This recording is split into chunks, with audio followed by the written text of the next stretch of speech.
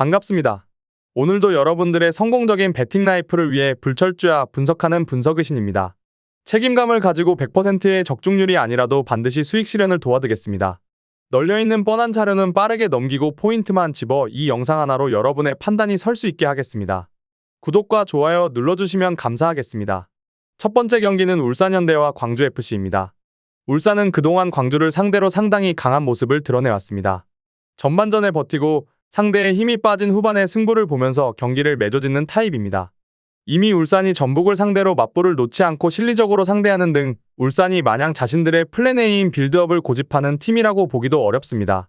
광주의 전방 상황도 상당히 좋지 않은 상태입니다. 울산 입장에서는 호재가 가득합니다. 울산의 결장자는 장시영, 엄원상, 이청용, 황재환, 조현택, 강윤구가 있습니다. 광주FC는 울산이 교과서적으로 광주를 상대하는 것을 알고 있음에도 이정효 감독의 특성상 그다지 공격적인 플레이를 줄일 것 같지는 않습니다. 문제는 아산이, 엄지성, 허율이 황선홍호 차출과 경고 누적 징계로 인해서 출전이 불가능하다는 것입니다. 사실상 울산을 상대로 100%에 가까운 전력으로도 공략에 실패했는데 이제는 전방 공백을 가진 상황에서 상대해야 한다는 것입니다. 최근 광주에게 마지막 패배를 안긴 것도 울산이었습니다. 광주FC의 결장자는 티모, 아론, 엄지성, 아산이, 허율이 있습니다. 결론을 말씀드리자면 울산의 승리를 추천드립니다. 울산이 교과서적인 실리 운영으로 광주를 잘 잡아내는 편이었으며 광주는 심지어 전방 자원의 대량 이탈도 있는 상황입니다. 이를 감안하면 광주가 울산의 운영에 다시 휘말릴 가능성이 높을 것입니다.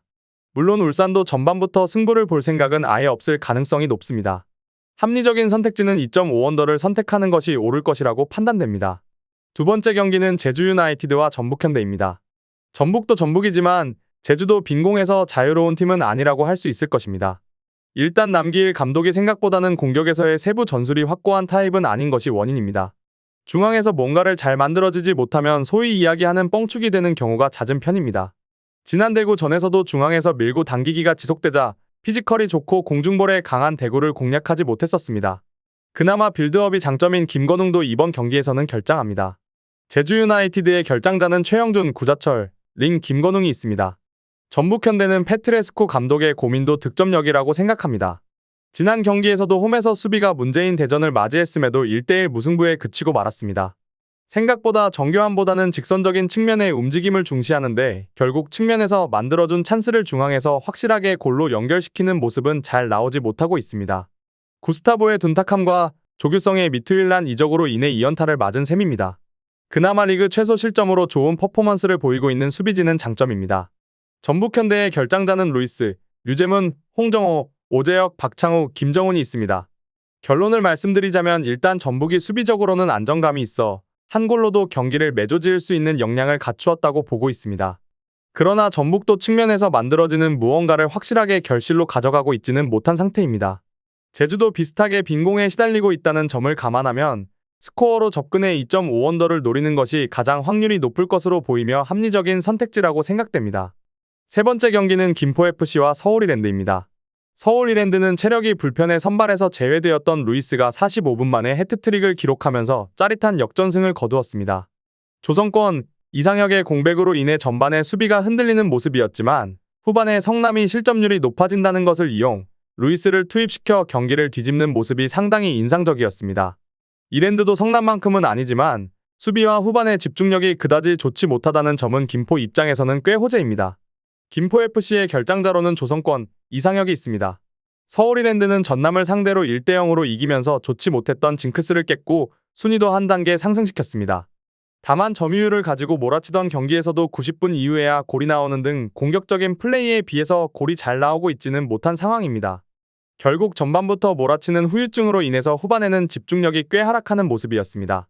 최근 리그에서 허용한 10골 중 7할은 후반에 내준 것이었습니다. 서울이랜드의 결장자로는 곽성욱, 해난, 이재익, 반토안이 있습니다. 결론을 말씀드리자면 김포의 승리를 추천드립니다.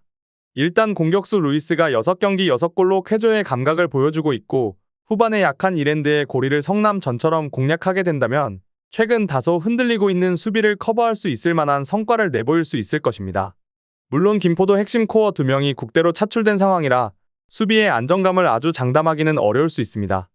스코어는 제외하고 합리적인 선택지로 김포FC의 승리만 추천드리도록 하겠습니다. 마지막 경기는 전남 드래곤즈와 성남FC입니다. 전남 드래곤즈는 원정에서 2연패를 당했습니다. 그러나 이장관 감독은 홈에서 경기력이 좋은 만큼 곧 이 페이스에서 벗어날 수 있다고 보았는데 최근 홈에서 5경기 무패를 달리는 등 아예 근거가 없는 이야기는 아닙니다. 홈에서는 상대적으로 자신들이 주도하는 양상을 만들기 쉽고 이렇게 되면 발디비아를 필두로 한 공격성이 잘 살아나는 편입니다. 높은 라인으로 인한 실점 문제가 있기는 하지만 최강의 전력을 구가하는 김천을 상대로도 최소 실점으로 틀어막은 전력이 있습니다. 전남 드래곤즈의 결장자는 김다솔, 임찬솔, 고태원이 있습니다. 성남FC는 후반 실점이 또 발목을 잡았고 역전패에 분노한 팬들이 버스를 막았습니다. 이기영 감독도 기자회견에서 후반 실점에 대해 언급하면서 크로스 상황에서의 집중력을 요구하는 모습입니다. 사실 이 패턴이 반복되고 있는 상황은 어제 오늘 일이 아닌데 최근 리그 5경기 11실점 중 10골을 후반에 허용하고 있는 상황입니다. 결국 체력적인 부분이 선수들의 발목을 잡고 있는 모양새를 보여주고 있습니다. 성남의 결장자로는 심동훈이 있습니다. 결론을 말씀드리자면 전남의 승리를 추천드립니다. 홈에서 주도적이고 공세적인 축구가 전반적으로 잘 통하고 있는 상황이고 성남이 시간이 갈수록 후반 집중력이 떨어지고 있는 상황이라 전반은 아니더라도 후반에 승부를 보는 식으로 이장관 감독이 공세를 퍼부을 가능성이 높습니다.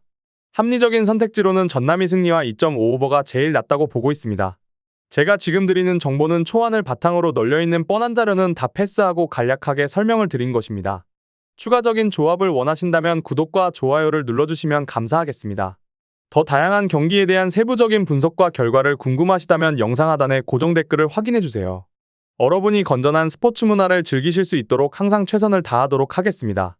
시청해주셔서 감사합니다.